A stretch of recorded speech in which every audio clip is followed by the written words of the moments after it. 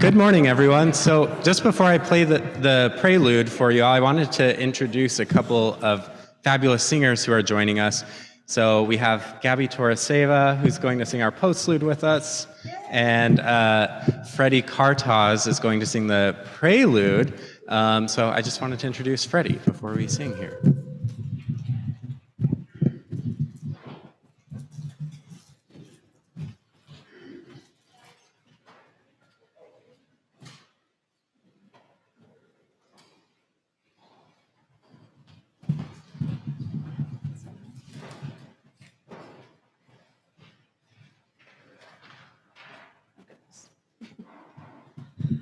All right, hi everybody, happy Sunday.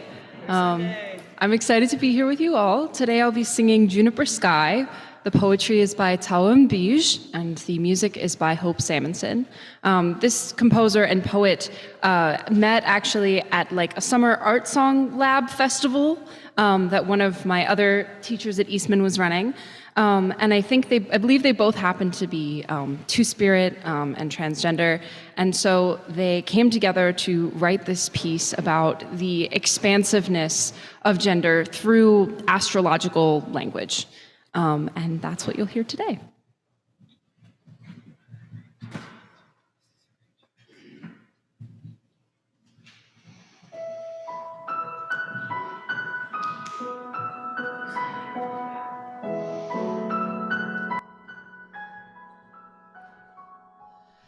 Imagine the time and distance of light is. How long I waited, traveled to align an astrology between Leo and Aries.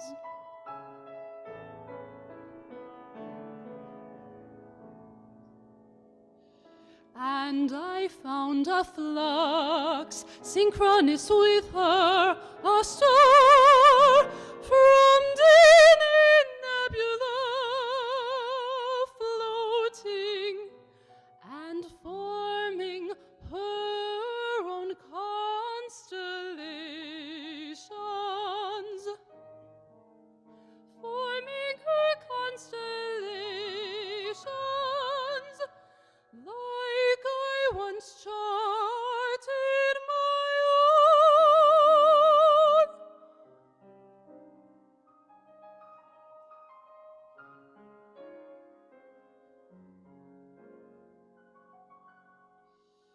Our contact blew an explosion of juniper sky, marveled at the marble etched into your crown.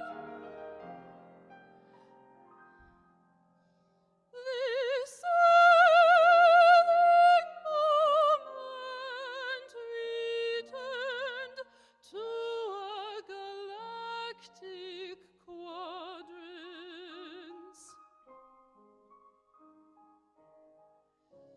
Through a constellation, the conjunct became square sextile, this shape of lines weaving silver gossamer out across parsecs of empty space.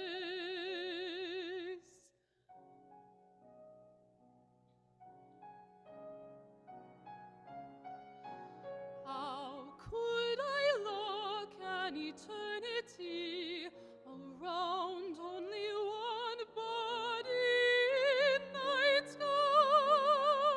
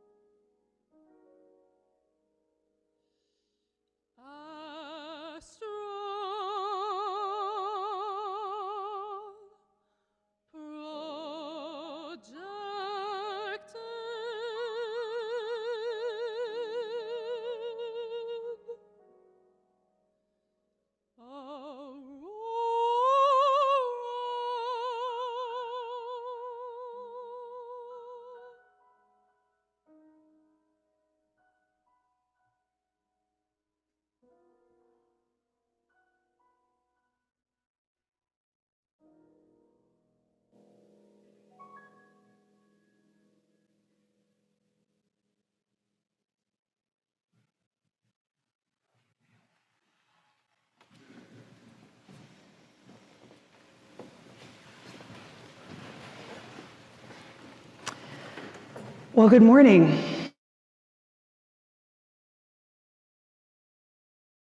Of Rochester, where we are called to nurture the spirit, to serve the community, and to honor the gender expansiveness of all beings. My gosh, I feel like how do you follow that? It is just wow, so beautiful. Thank you for sharing that with us. I am Reverend Lane-Mairead Campbell. I am your settled minister here at First Universalist, and I use they, them pronouns. Joining me in leading worship today is Tom Williams, our worship associate, using he, him pronouns. The fantastic and fabulous Dr. Brock Chesvold, our music director, using he, him pronouns.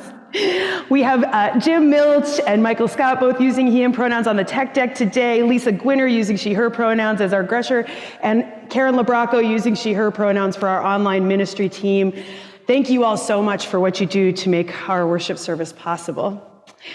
If you are here this morning for the first, second, or third time, we especially want you to be able to know who is here. And we are so glad that you are here this morning. So welcome, welcome, welcome. There is a visitor's form that is contained in your order of service, or there's a QR code you can scan. And also, if you're joining us online, please click the link in the chat so that we can offer you a welcome beyond just what we can offer you here in this worshiping space this morning.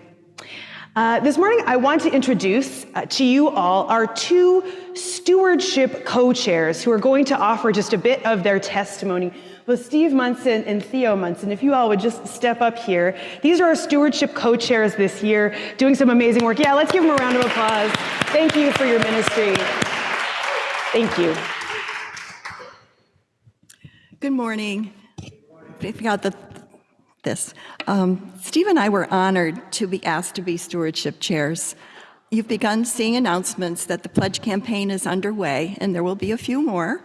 I want to tell you a little bit about myself. I did grow up in a Methodist minister's household, very severe variety. Came to Unitarianism after suffering a medical near catastrophe when I was just 29. I was in desperate need of healing, physically, mentally, spiritually. A friend told me about Dick Gilbert's Building Your Own Theology class. I can never thank him enough. It was at the Unitarian Church on Winton Road. A few years later, Steve and I found First Universalist. I now describe myself an agnostic with a worshiping temperament. Still building my own theology with all of your help. I'll never forget the conversation with one of you when you said, "This church helps me live my values."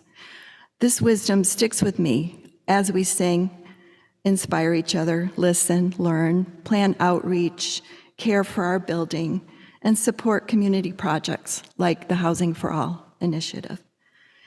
I'm pleased for our church's role in this community. I'm filled with pride when I witness our ministers' work in Greater Rochester. Here's an example from about a year ago at a fundraiser for the Civil Rights Heritage Park. The atmosphere, the vibe verged on the Pentecostal in that room.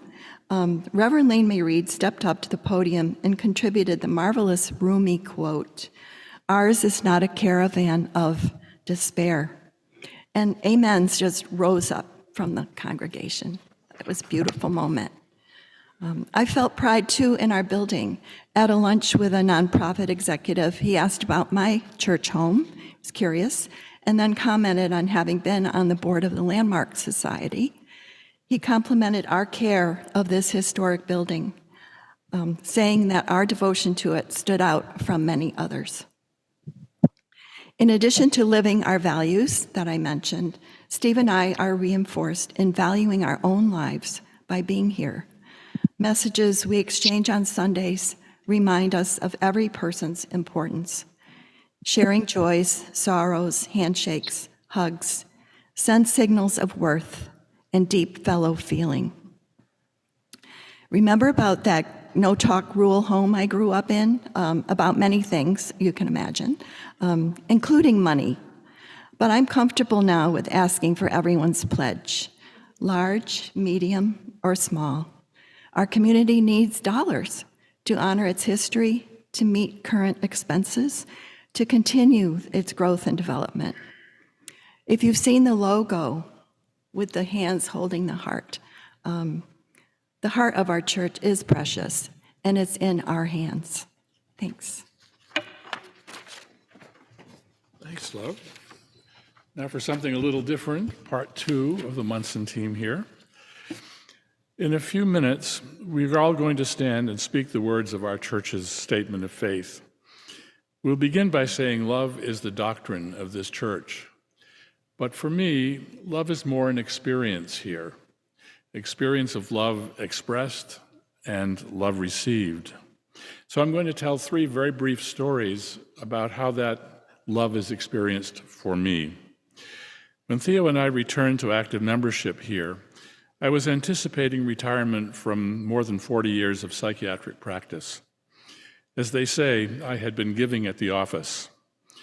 I expected and hoped to find opportunities here to redirect some of that emotional and personal energy, maybe towards social justice work. But once I was here, I was surprised to find that I was actually called to administrative tasks instead. The most recent task is to share the leadership of this year's stewardship committee, so here I am. The first one was to be on and then to lead the search committee for our beloved Lane-Mairead Campbell as our settled minister. Now, I've been on lots of committees over the years, but this was the first one I found that kindled friendship, respect, and affection as we worked toward our goal of finding our minister. Love was there, calling me closer through our shared work. Second story. Before we found Lane-Mairead, Peggy Meeker served as our interim minister. In one of her sermons, she talked about God's love holding us all. As an atheist, this raised certain questions. What does God look like? And God's love look like for an atheist? So I arranged a time to meet with Peggy, and I sent her some thoughts about this question. And we spent an hour at a wonderful coffee shop having a deep conversation about her thoughts and my thoughts. I can't say that that question has been totally settled for me, but this is a place where important truth is pursued, not only in freedom, but in compassionate, loving engagement. Third and final story, and this is more personal. For some genetic and not so genetic reasons, I'm inclined toward depression. Depression is a complicated business, and I've done all the things you'd expect a psychiatrist to do to deal with it. But you might not expect that when I've been in a dark place, I have sought counsel, first from George Tiger and later from Lane-Mairead Campbell. Such counsel, thoughtfully and lovingly based on spiritual elements of psychological suffering, were always helpful to me. This is a place I can bring my aching soul. These 3 stories begin to answer my personal question of what is special here. Love is persistently drawing me in. Now we all face another stewardship moment. I'm thinking about what this experience is drawing me toward. Over the past few weeks, we have been dreaming together about how our shared personal experiences of love here are drawing us toward the future. Love is calling us on. I can't wait to see where our combined energy and generosity will take us. Thanks for listening, thanks for your generosity, and hope to see you all here next Sunday where we can talk about this whole business of stewardship. Thank you both for your ministry, and thank you for your stories. Let us express the love found here with one another as we turn to one another.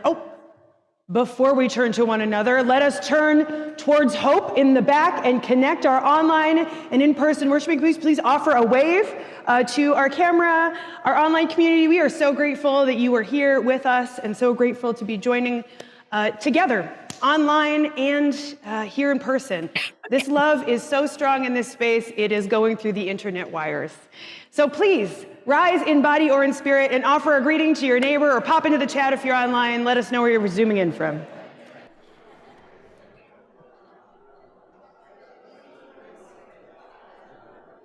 Good morning, sweetheart. Good morning.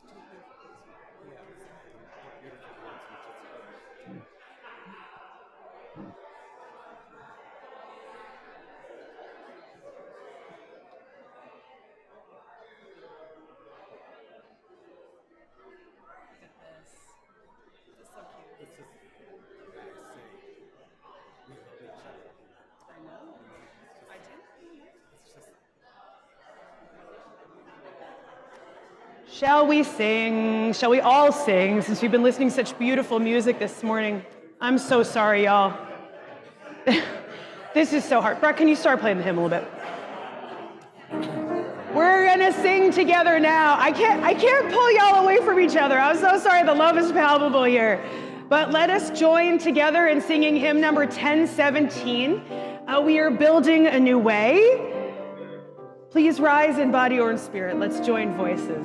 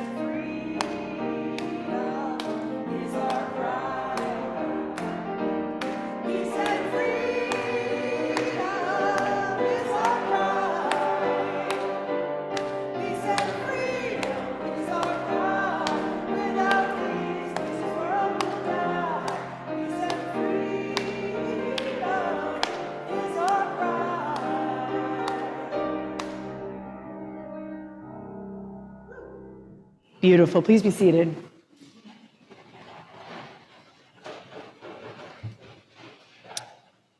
I was born a generation too early for Sesame Street, but I was lucky enough to have a grandmother, my Grandma Williams, who was a primary school teacher, and these are her words. Are you ready? You have to do it from the front. Tell me you gotta do it from the front. Okay. Sorry. When you're up, and when you're down, you're down. But when you're in between, you're neither up nor down.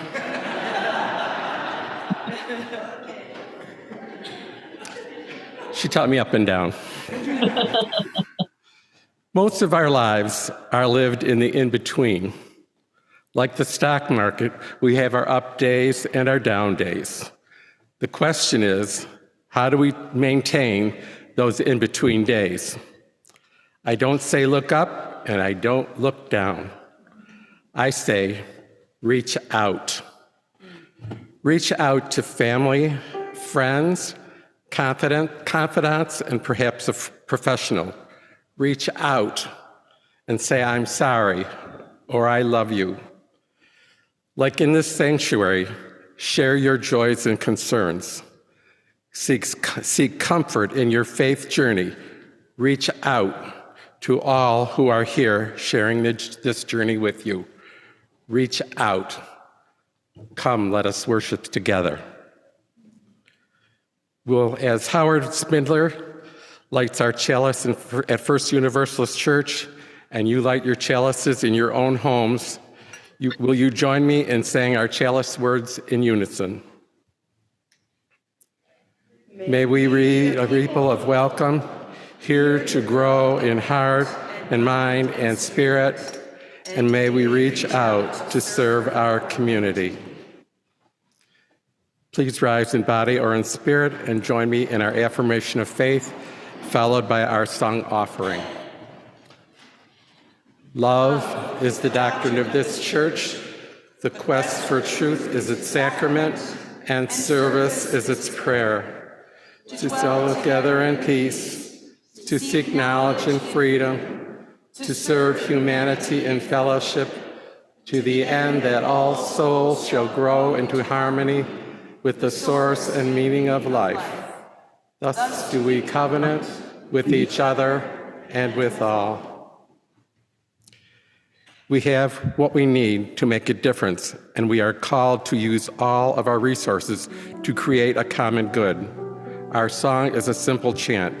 What we need is here by Amy McCreath. We will sing it a few times through.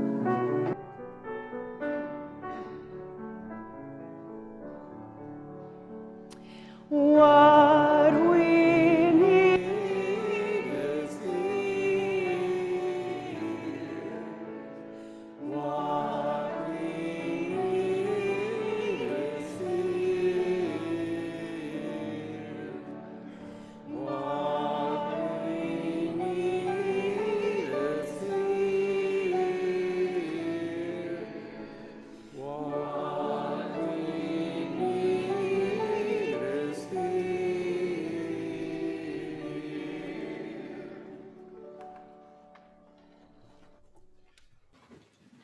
The social plate offering for March 2024 is Girls Rock Rochester. Girls Rock Rochester is a nonprofit dedicated to using music as a vehicle for personal growth and positive change for girls, women, the LGBTQ+ community. Believing that music is a powerful vehicle for personal growth and positive change, they offer programs year-round for girls and teens and young adults as a way to teach constructive ways to fight sexism and foster healthy mindsets and social skills. They promote collaboration and community to foster diversity in all forms. They also provide programs, summer camps, and musical events throughout the community all year, encouraging girls and young women to own their talents and share their voices. These young people are part of our future generation of leaders and artists. Please give generously to support their journey. To give, please scan the QR code on the back of your order of service. For folks online, please click the link in the Zoom chat window to give to First Universalist. Today's offering will now be given and gratefully received.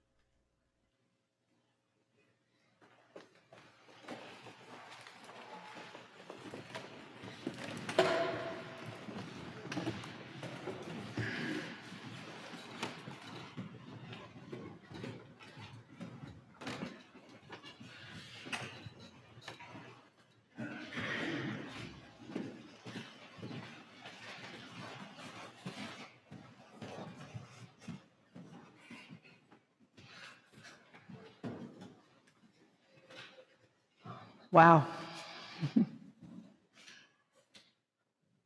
Our story this morning pairs in beautiful conversation with the piece that our choir just sang. It is a story with a bit of a funny title, Bunny Bear, by Andrea J. Loney. Pictures by Carmen Saldana, which will be up here on the screen. Reverend Michelle picked out this story, our minister of Lifespan Faith Formation, for me to be able to share with you all this morning. Once, there was a bear who was more than a bear. Sure, he was shaggy and stomping like most bears, and he could be loud, very loud, if he wanted to. But when he was alone, he loved to bounce through the forest, wiggle his nose, and nibble on strawberries. It made him feel free and light and happy. He called himself Bunny Bear. The other bears didn't understand Bunny Bear. They thought he was odd. "What are you doing?" they growled. "Stop hopping around and catch those fish. Stop twitching your nose and eat your meat. Stop sitting there and stand up like a bear." So Bunny Bear left the den without even telling his mama. He bounced through the forest and into the meadow. Then, right there, in a patch of tasty flowers, he saw it. A bunny. He tried to say hello, but the rabbit raced away, probably fearing for its own life. Bunny Bear bounced after her. Underground, Bunny Bear saw the most beautiful sight. An entire warren of bunnies. They were tiny and fluffy and bouncy, just like Bunny Bear's heart. "What are you doing in here?" whispered one of the bunnies.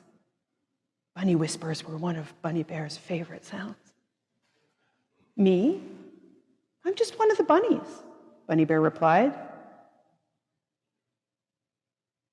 The bunnies giggled. Bunny giggles were also one of Bunny Bear's favorite sounds. But not when the giggles were about him. They made Bunny Bear feel cramped and fidgety. The elder bunny looked down his long nose at Bunny Bear. "You don't look like a bunny. You don't sound like a bunny." And he sniffed. "You certainly don't smell like a bunny." "But," Bunny Bear gasped, "I feel bouncy and fluffy and tiny. See?" He wiggled his tail and he bounced, but his bounces were a little too big. "I think you should go," the elder bunny said. All alone, covered with dirt, Bunny Bear curled up against a tree and sighed. He didn't feel like a bear. He didn't look like a bunny. What was Bunny Bear to do?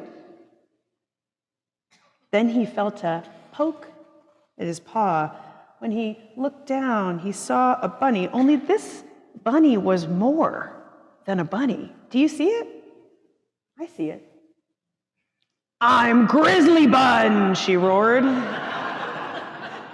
"You're awfully loud for a bunny," said Bunny Bear. "I'm no bunny," said Grizzly Bun. "I'm a bear." Nose to nose with Grizzly Bun, Bunny Bear asked, "Are you sure you're a bear?" "Of course I am," said Grizzly Bun. "I'm burly and loud, and I eat whatever I want." "That certainly sounds like a bear to me," said Bunny Bear. "Really?" whispered Grizzly Bun. "I mean, really?" "Yes," said Bunny Bear. You just look one way on the outside and feel another way on the inside. And that's okay." "I'm sure glad you're here," says Grizzly Bun. "Really? But I scared everyone away." "Not me," said Grizzly Bun. "When I see you, I feel more like me." Grizzly Bun's words made Bunny Bear's heart bounce with joy. He gave her the biggest, bunniest bear hug ever. So Bunny Bear and Grizzly Bun found the perfect place to be themselves. They played and giggled and roared with laughter. And they weren't just bunnies or bears. They were friends, and they were happy. The end. As we prepare our hearts for joys and sorrows, I'll invite you to join me in singing our doxology together.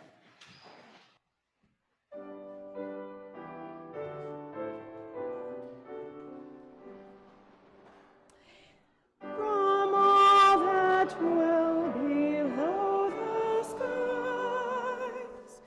let songs of hope and faith arise. Let peace, goodwill on earth be sung, through every land, by every tongue.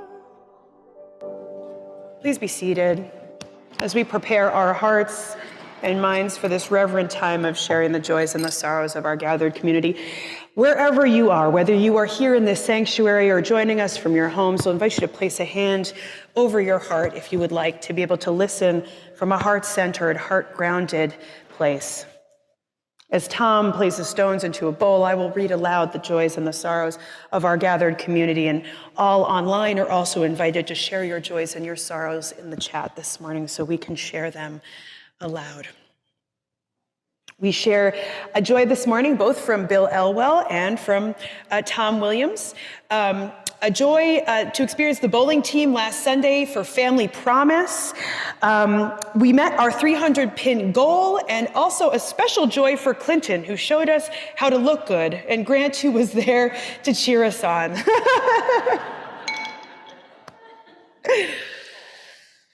As a religious tradition, we celebrate an anniversary this past week.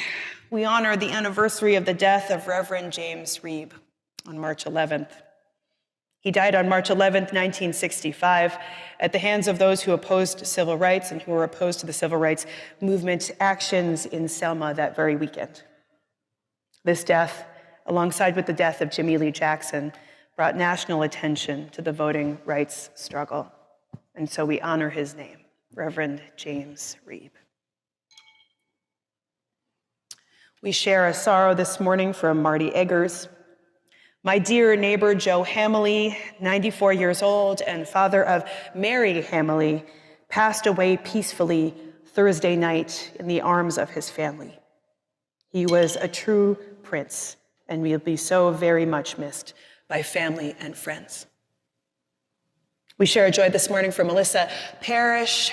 Her son, Naday, celebrated his 22nd birthday this past Thursday. Happy birthday, Naday. A concern and sorrow from Jean Ott for all who are existing in conflict zones, especially those in Gaza. We hold a joy from Maureen. My daughter Maya won the Princeton Prize for Race Relations 2024 this week. Wow. Congratulations.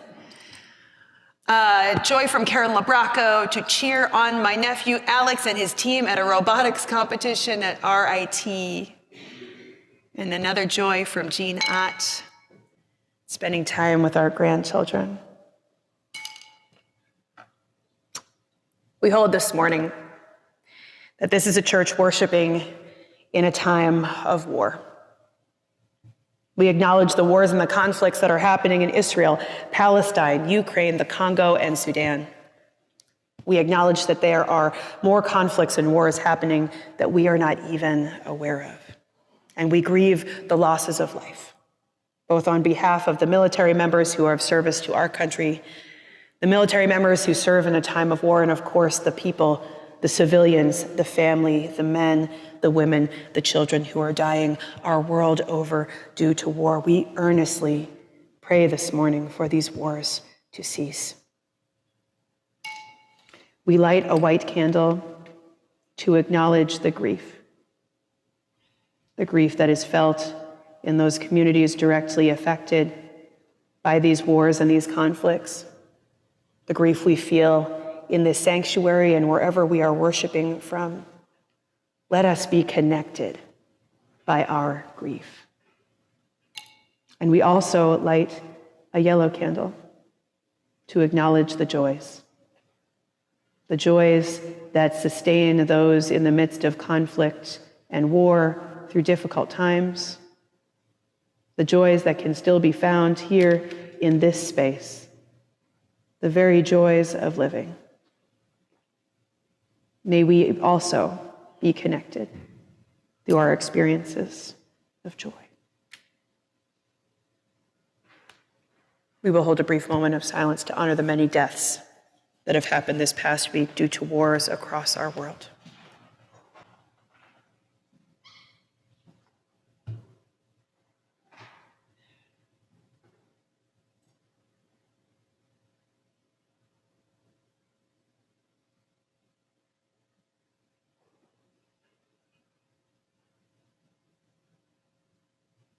Amen. And we hold this morning that there are many joys and sorrows left unspoken in the silent sanctuaries of our hearts. May all be held in the heart of love. And it is from that love that I ask you to pray with me this morning. Let us prepare our hearts to enter into a time of prayer.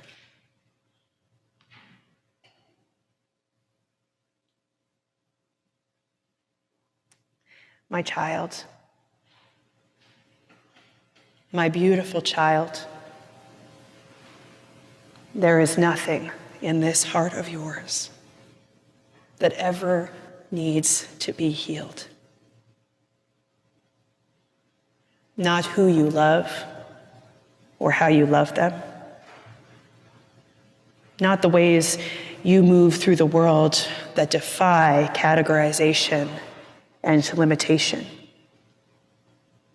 Loved, whole and holy, just as you are. The Spirit, the divine, the deepest love, that which binds us to one another, reaches out to you to cup your face in their hands. Rest in this love. Rest in knowing you yourself are loved without having to do anything to earn it. You do not need to change or perform or pretend or to abandon yourself. You need only to rest in this love, to accept it as your own, to remember it is for all of us. So rest. Allow yourself to be held by the loving silence in this space, remembering that at your core, you are held in love.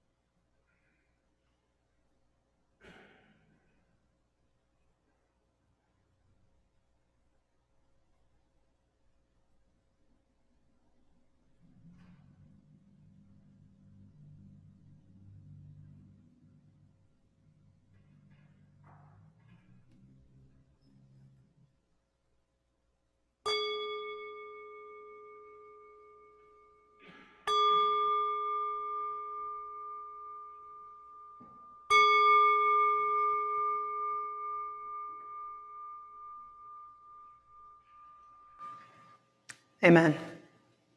Blessed be, and may it be so. Dear ones, as we hold all that is our life, all that are our lives in this past week, let us sing our hymn of contemplation for all that is our life from our seats.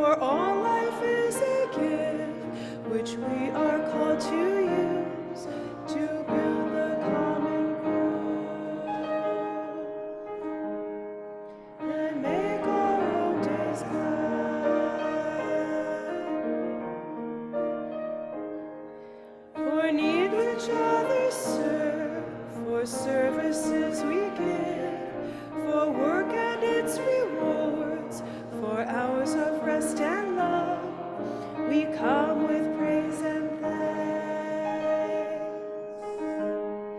For all that is our life,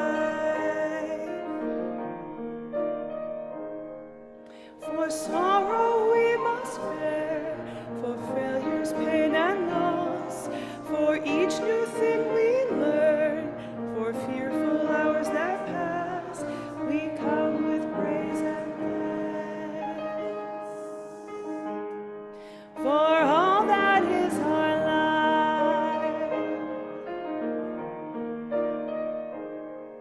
for all that is our life, we sing our thanks and praise, for all life is a gift which we are called to use to build the common good and make our own days glad.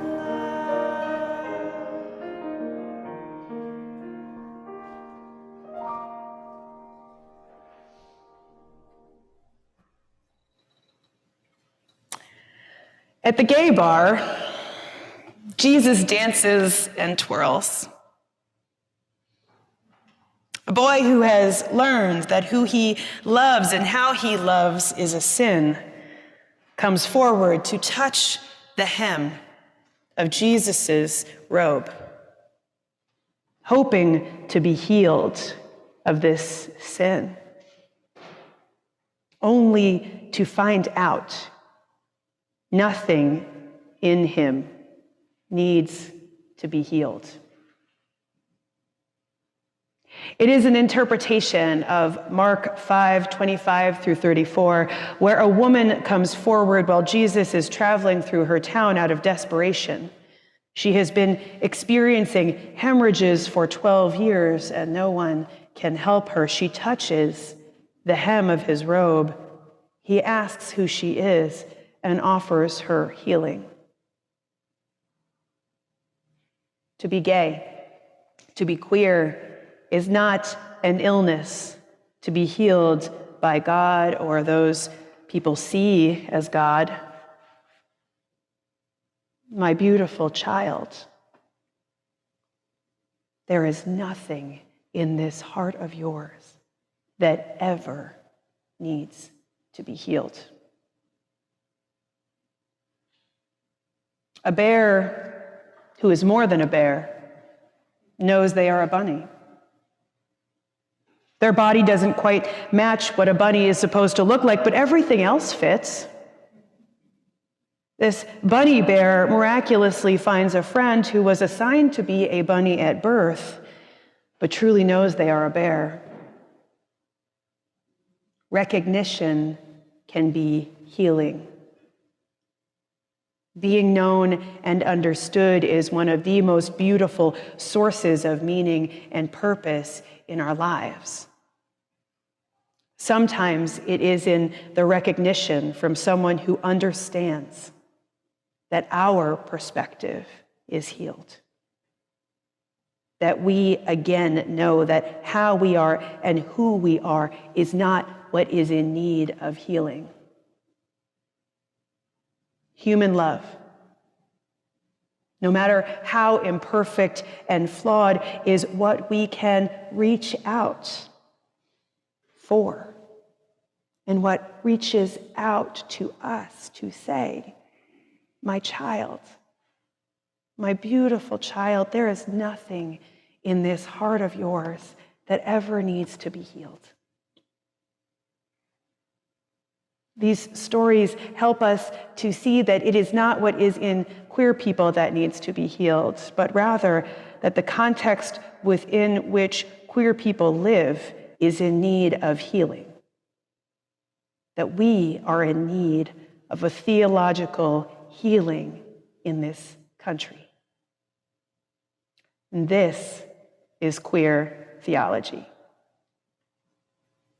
And if you will indulge me for just a second, which I know you all are very generous people, and you will indulge me for a second, I need to talk about how Unitarian Universalism is changing, is healing, if you will.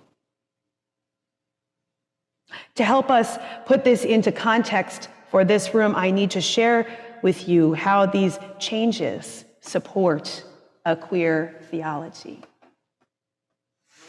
Perhaps some changes that are long overdue, perhaps some changes that are inevitable. So please take a moment with me from this love-centered space to zoom out and to talk a little bit more broadly about how Unitarian Universalism is embracing its identity, not too unlike Bunny Bear or Grizzly Bun.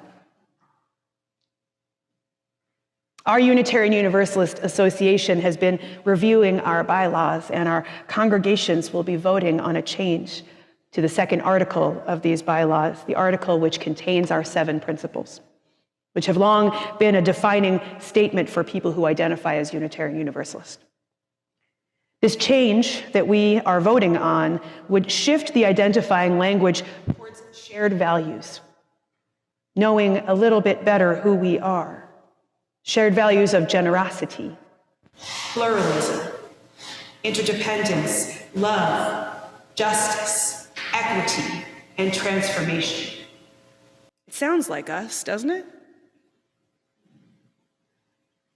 This change has its roots in a study of Unitarian Universalism conducted by an appointed commission, the Commission on Institutional Change, whose report, Widening the Circle of Concern, has inspired a bunch of different changes and will inspire changes for the years ahead. The Commission on Institutional Change was appointed to take a look at how Unitarian Universalism and our institutions, our congregations, our denominational body, our communities could move towards the promise that Unitarian Universalism has held dear for much of its existence, to reflect the diverse world around us, and to live into a practice of welcoming difference, rather than continuing to minister and speak to rooms and communities of like-minded, like-appearing individuals.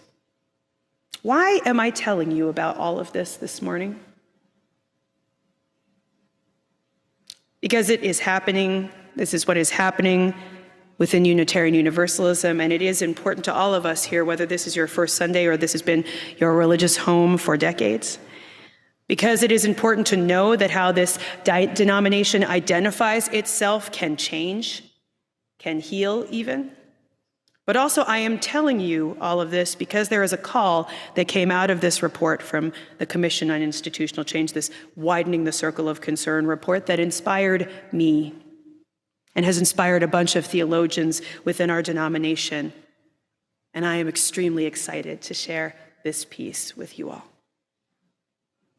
The first section of this report focuses on theology, theology being the study and articulation of commonly held beliefs amongst us about God, no God, maybe God, the sacred, and the divine.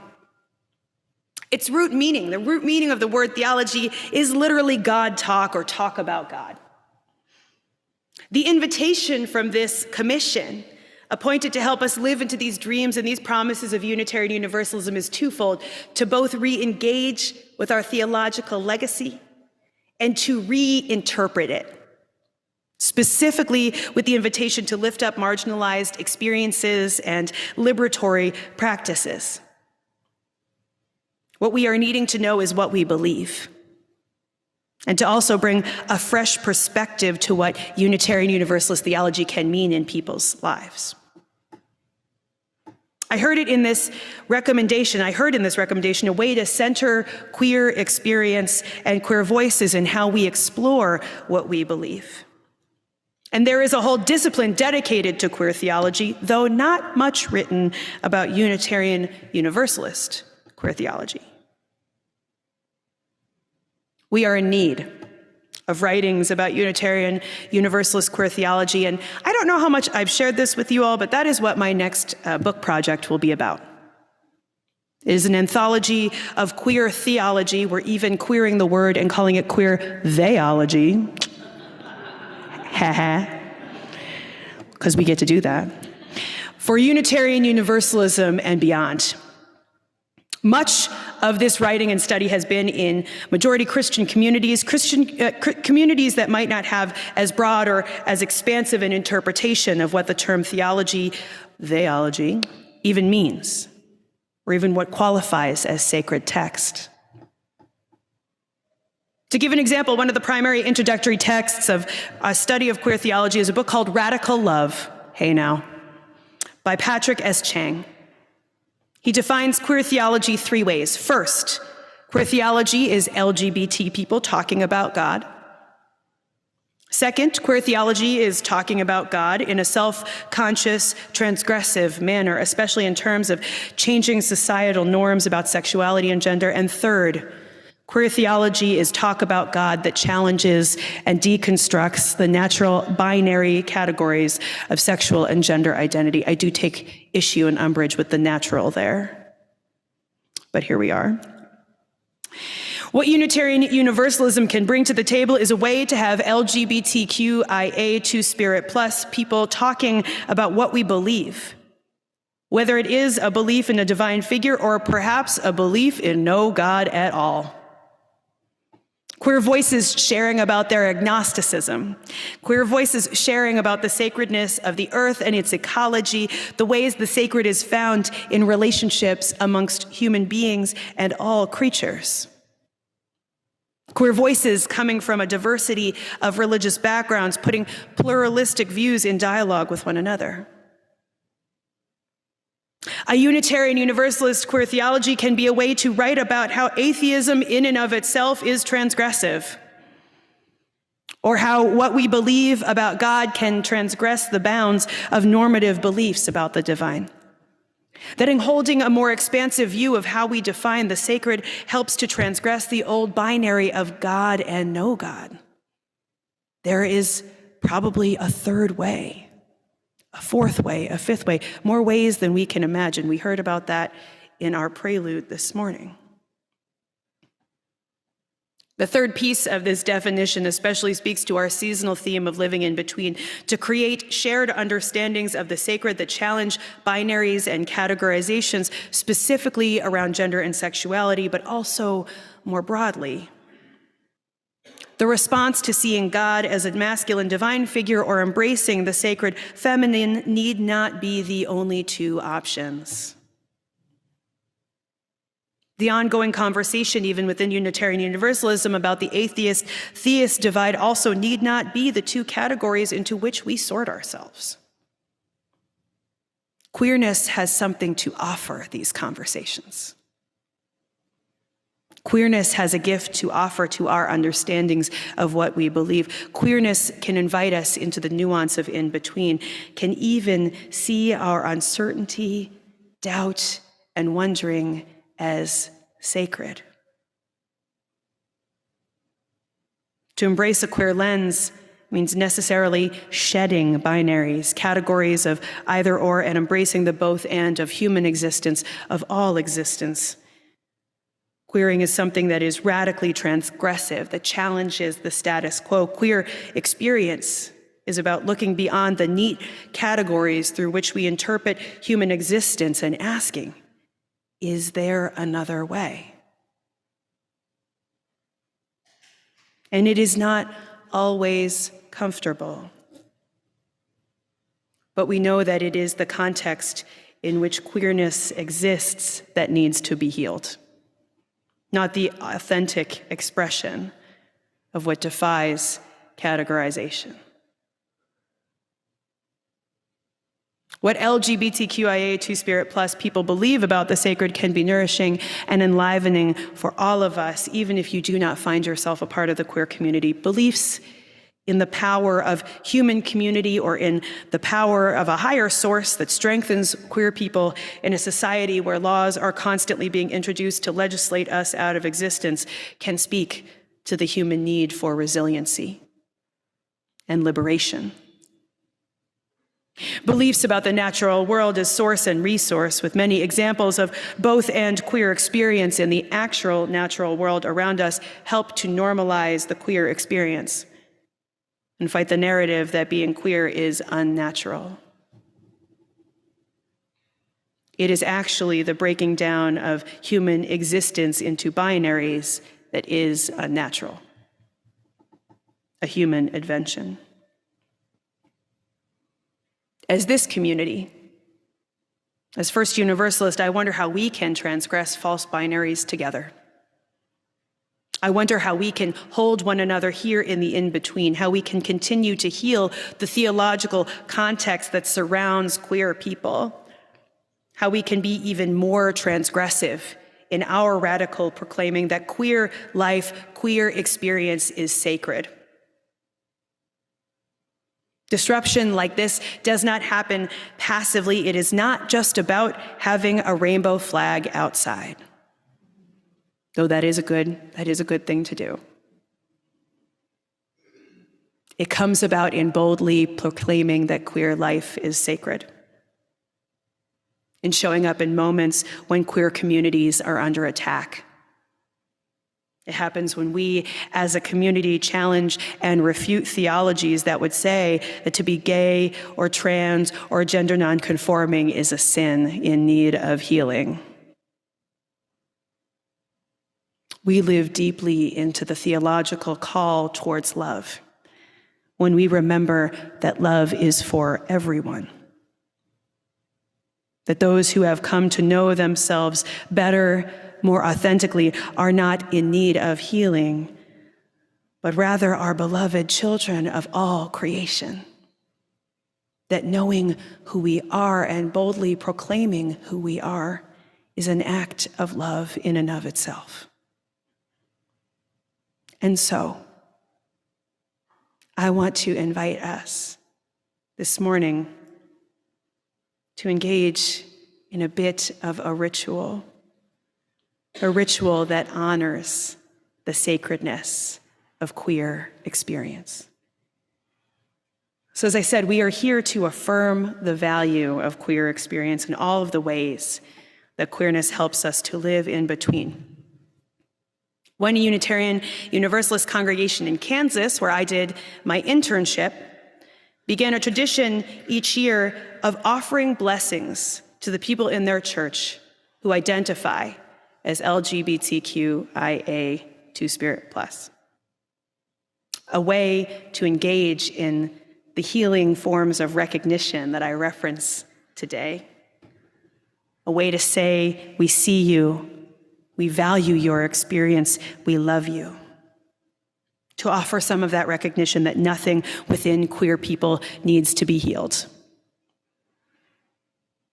To receive this blessing, I'm going to ask those of us here who identify as lesbian, gay, bisexual, transgender, queer, gender nonconforming, intersex, asexual, two-spirit, non-binary, wherever you find yourself in this community, I'm actually going to ask you to come forward at this time. Is anyone willing to come forward to receive a blessing right here in this space?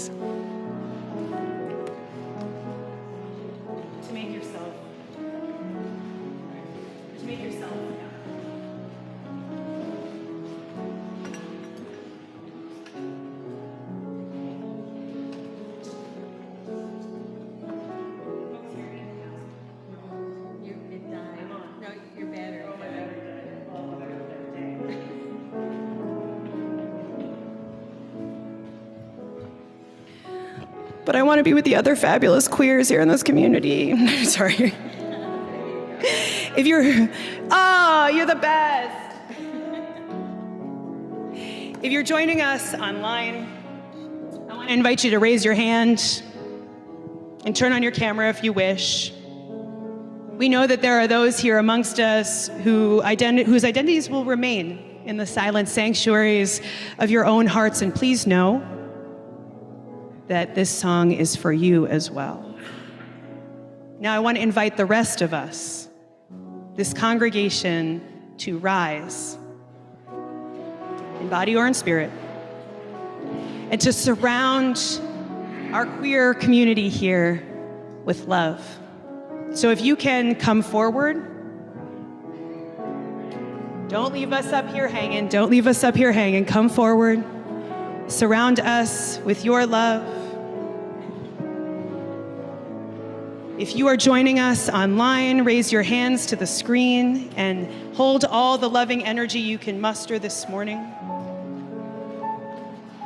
As we sing together, hymn number 1053, How Could Anyone? Let's sing it together just right here in this front space.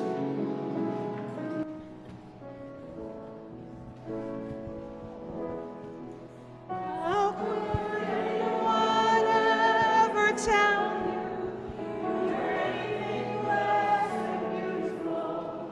How could anyone ever tell you you were less than whole? How could anyone fail to notice that your loving is a miracle?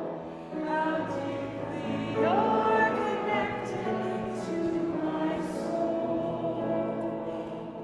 How could anyone ever tell you you're anything less than beautiful? How could anyone ever tell you you were less than whole?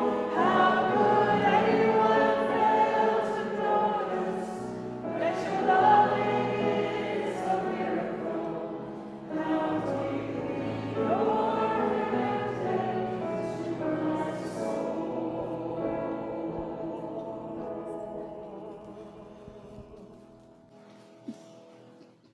Dear ones, take a moment here and just place a hand over your heart wherever you are.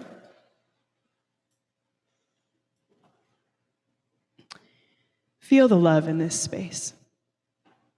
Feel the warmth and the love that you are giving and that surrounds our community. Dear ones, take a moment to look around and see who is here with you. We remind ourselves every Sunday, may you know that you are loved whole and holy just as you are, my beautiful child. There is nothing in your heart that needs to be healed. And may you go forth and give from this love to whomever you may meet in the days and the weeks and the moments ahead. And let the people of the church say, Amen. And now we'll make our way back to our seats to hear the beautiful postlude that has been prepared for us. So much love. We've got it to give. Thank you for that reminder.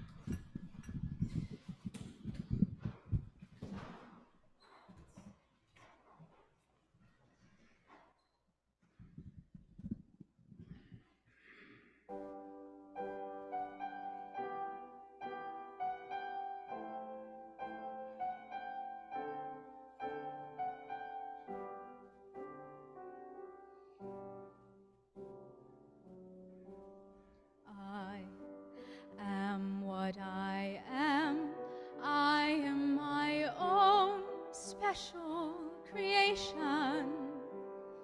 So come take a look, give me the hook or the ovation. It's my world that I want to have a little pride in. My world, and it's not a place I have to hide in.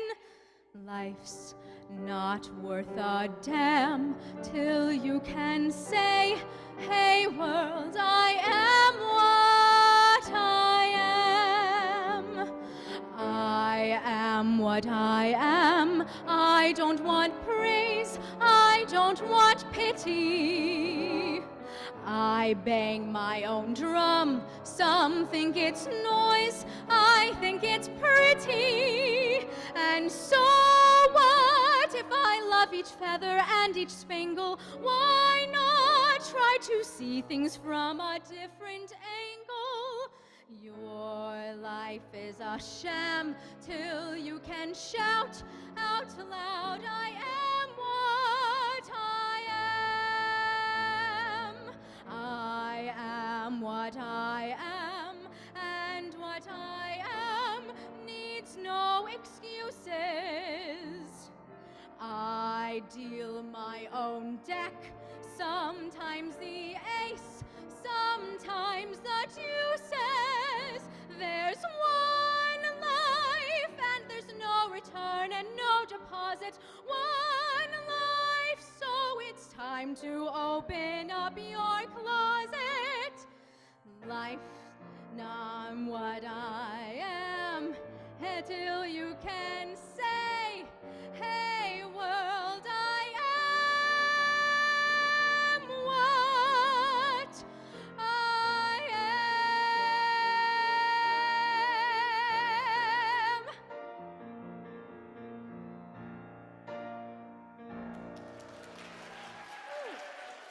Thank you.